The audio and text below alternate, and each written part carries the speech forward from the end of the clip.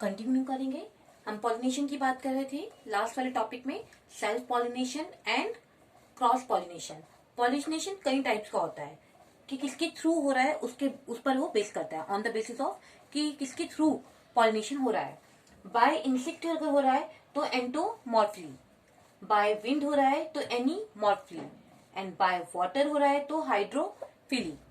देखिए इंसेक्ट कैसे, क्योंकि इंसेक्ट का मेन काम क्या होता है, वो एक फ्लावर पे जाता है नेक्टर को कलेक्ट करने, मतलब हनी के लिए फ्लावर के पास जाता है। तो उस टाइम पर वो अपने साथ स्टिमिन पिक कर लेता है, और जैसे ही दूसरे फ्लावर के पास जाता है तो उसकी स्टिग्मा पे, स्टिकी पार्ट है वहां पर, वो खुद ही चिपक जाते हैं। इस तरह से एक फ्लावर से दूसरे फ्लावर में इंसेक्ट क्या करता है, पॉलिनेशन में हेल्प करता है, क्रॉस पॉलिनेशन में भी। ठीक है। बाय विंड एनीमॉर्फिक, क्योंकि अब हमारे जो फ्लावर का साइज है वो बहुत छोटा है, तो वहां पे नेक्टर और सेंट है ही नहीं, तो विंड उन फ्लावर्स में क्या होता है, स्टेमिन का नंबर ज्यादा होता है, जिसकी वजह से एयर के थ्रू वो उड़ते हैं और दूसरे फ्लावर के पास पहुंच जाते हैं, इस टाइप से विंड के थ्रू।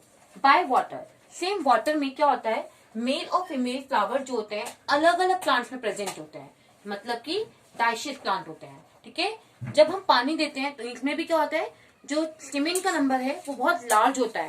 वाटर की जब बूंदे उस पर प्रेशर से पड़ती हैं तो वो स्टिमिन क्या होते हैं, टूट के स्टिग्मा पर पड़ जाते हैं। इस टाइप से वाटर के थ्रू क्या हो रहा है, पॉलिनेशन की प्रोसेस होती है। तो मेनली पॉलिनेशन या तो इंसेक्ट के थ्रू, वाटर के थ्रू, एयर के थ्रू क्या होता है, कंप्लीट होता है। अब जो हम पढ़ रहे हैं बहुत इंपॉर्टेंट पार्ट पढ़ रहे हैं, और वो है फर्टिलाइजेशन या सिंगेमी। फर्टिलाइजेशन और सिंगेमी जो ये हम मेन पार्ट पढ़ रहे हैं, इसमें इंपॉर्टेंस क्या है। Meiosis and fertilisation are two important process involve in sexual reproduction. Sexual reproduction में मियोसिस और फर्टिलाइजेशन प्रोसेस दोनों ही बहुत इंपॉर्टेंट प्रोसेस है। क्यों? क्योंकि ये क्रोमोसोम का नंबर मेंटेन रखती है, कांस्टेंट रखती है ऑलवेज, जनरेशन टू जनरेशन। ऐसा नहीं है कि इस जनरेशन में इतना था इनका नंबर, उस जनरेशन में इतना होगा, नहीं, ऑलवेज ये क्रोमोसोम के नंबर को मेंटेन रखती है। फॉर एग्जाम्पल, जैसे कि हम इस डायग्राम के थ्रू मैं आपको एक्सप्लेन करूंगी। देखिए यहाँ पर हमारे पास पेरेंट सेल्स कैसी हैं, डिप्लॉयड है, जो कि हमने पहले एग्जाम्पल लिया था। ह्यूमन का ले सकते हैं, प्लांट्स का ले सकते हैं, एनिमल का ले सकते हैं, प्लांट का ले लीजिए। ठीक है। ये फीमेल के लिए, सॉरी मेल के लिए हम ये साइन यूज करते हैं, फीमेल के लिए हम ये साइन यूज करते हैं, नीचे प्लस की फॉर्म में और उसमें एरो के फॉर्म में। तो यहाँ पर क्या है, ये डिप्लॉयड है, ये भी डिप्लॉयड है। स्पर्म ये आपका ओवम। ठीक है। फर्टिलाइजेशन हुई, फर्टिलाइजेशन कैसे, कोई एक स्पर्म, टू है ना, टू में से कोई एक स्पर्म, यहाँ पर सेम यहाँ से भी एक। ठीक है। फर्टिलाइज होगा, फर्टिलाइज करके क्या बनाएगा, जाइगोट। सिंगल सिंगल थे ना, हैप्लोइड, यहाँ पर क्या हुई, मियोसिस, गैमेट की फॉर्मेशन हुई पहले। ठीक है।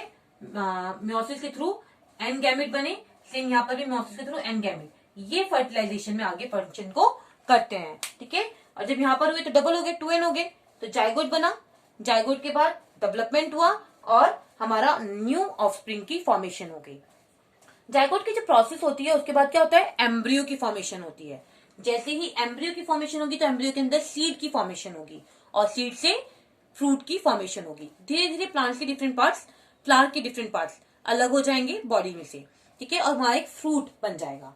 फ्लावर था ना, फ्लावर के अंदर क्योंकि ओवरी थी, वहां जाइगोट बना, जाइगोट जैसे जैसे ऑफस्प्रिंग में कन्वर्ट होगा, उसके अंदर सीड, एम्ब्रियो, सीड और एक फ्रूट बन जाएगा। जहां फ्लावर था वहां फ्रूट आ जाएगा, और फ्लावर के धीरे धीरे सारे जितने पार्ट्स हैं वो रिमूव हो जाएंगे। इसका मतलब फ्रूट के अंदर क्या है, सीड है। सपोज अगर वो फ्रूट आपने अपटेक नहीं किया, मतलब मार्केट में नहीं गया और किसी ने नहीं खाया, तो वो वहीं खराब हो जाएगा, धीरे धीरे वो डिस्पर्स हो जाएगा। डिस्पर्स मतलब अपना आप वो खुल के नीचे आ जाएगा, और सीड क्या हो जाएंगे, नीचे सॉइल में आ जाएंगे, और फर्दर वो सीड जर्मिनेट होंगे और एक न्यू प्लांट की फॉर्मेशन होगी। तो इसलिए फर्टिलाइजेशन की प्रोसेस और मियोसिस की प्रोसेस बहुत इंपॉर्टेंट है सेक्सुअल रिप्रोडक्शन में, क्योंकि मियोसिस और फर्टिलाइजेशन की प्रोसेस जो है वो क्रोमोसोम का नंबर कांस्टेंट रखती है जनरेशन टू जनरेशन।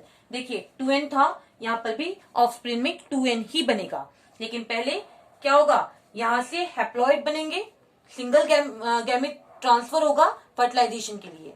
ठीक है। और वो किसके थ्रू होगा, गैमेट की फॉर्मेशन जब होती है तो मियोसिस की प्रोसेस होगी। ठीक है। थैंक यू क्लास, आज इतना ही।